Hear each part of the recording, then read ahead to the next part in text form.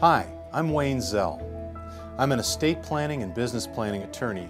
I'm discussing the basics of business planning, and now I'd like to talk to you about negotiating the best commercial lease agreement you can. First, negotiate to win, meaning that you shouldn't always take the first offer that hits the table. Negotiate from a position of strength. Try to get the best terms for yourself after you've considered all the available factors.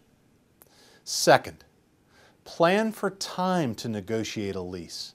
It takes time to come up with, first of all, the best lease terms, and those are usually reflected in the form of a term sheet or an offer sheet that's presented by a broker to the landlord or from the landlord's broker to you.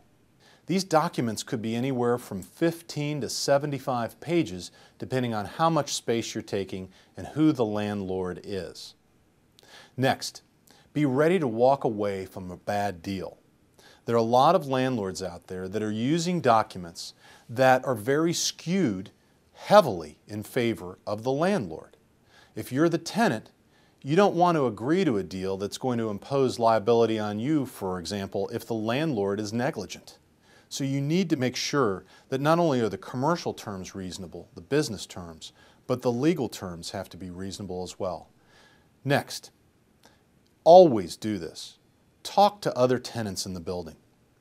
Knock on their doors. Try to talk to the business owners, not just the receptionist, about their experience of being a tenant in the building. You're likely to get very honest and candid responses. Next, make the first offer on the space. Ask what you want to have. Don't wait for the landlord to tell you what they are willing to offer you. Find out what the prevailing rate is for market and for the general area for the type of space that you're looking for. How do you do this? Contact commercial real estate brokers, leasing agents, and other landlords in the area to find out what they're charging per square foot.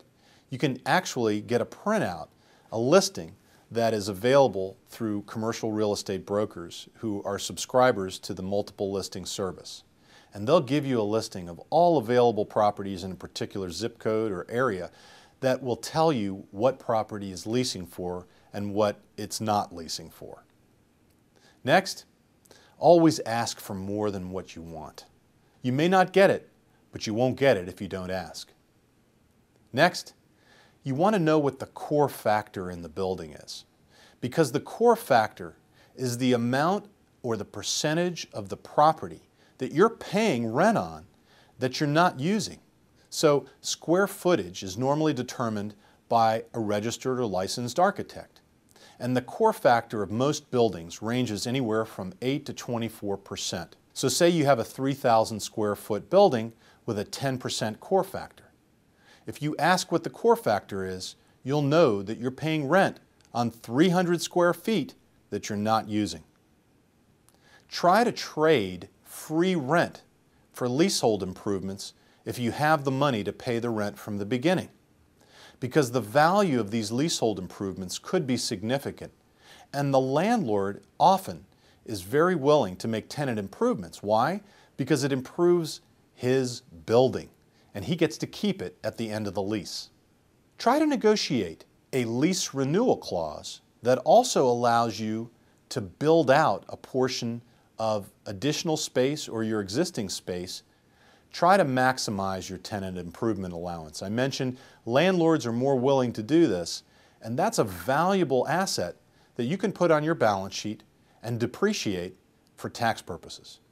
Last but not least, if you can't get free rent in the first 2 years of your lease, ask your landlord if they're willing to spread the free rent over time or even backload it at the end of the lease, which might be in the out years, in the 5th or the 6th or the 7th year of your lease. So that's how you can negotiate your lease agreement. Up next, I'm going to cover how to get your business ready to sell.